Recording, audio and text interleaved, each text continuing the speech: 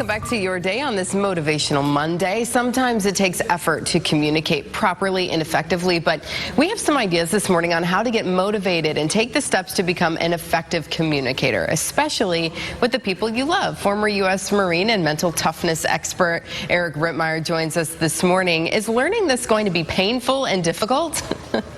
Very painful, very difficult, Amanda. I hope you're ready for this. Really difficult stuff. You know, when we're talking about our emotions, I think all of us, keep things bottled up sometimes, or maybe we're afraid to tell people how we're feeling. We don't want to hurt other people's feelings. We don't, want to cause any friction or drama, but there are ways to effectively get across, how we're feeling and communicate with one another.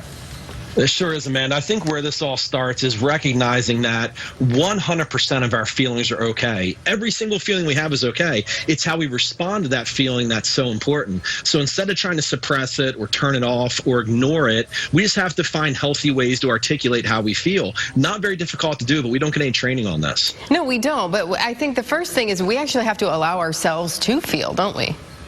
Yeah, we shouldn't try to stop it. It's okay, and that's what we have to accept. Like, however it is that we feel, if we get angry, if we get upset, if we're happy, if we're sad, whatever it is, we get caught up in these emotional tornadoes. And instead of feeling guilty about what we're feeling, we just have to learn a way to express it, especially with the people we love. One of the ways that we might be able to do that is by labeling those feelings.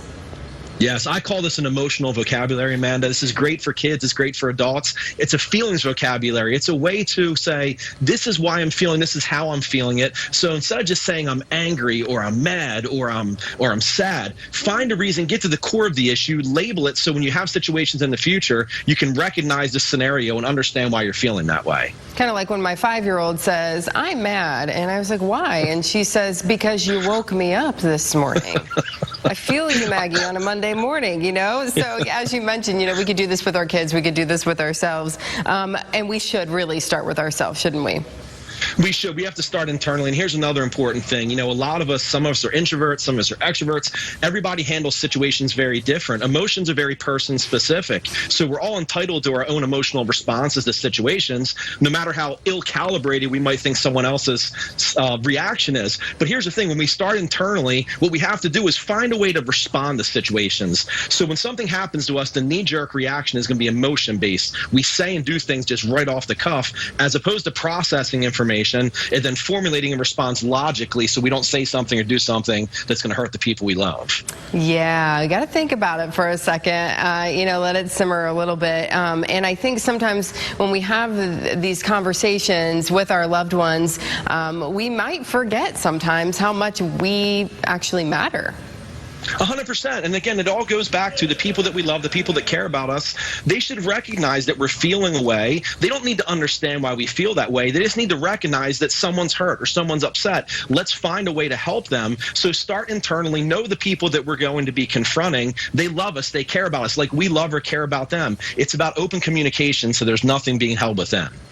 I think a lot of times when we're having a conversation with someone and we're trying to tell them how we're feeling about something or talking about a situation, we might say, you made me feel, or you did this to me. Sometimes we need to swap that you for I.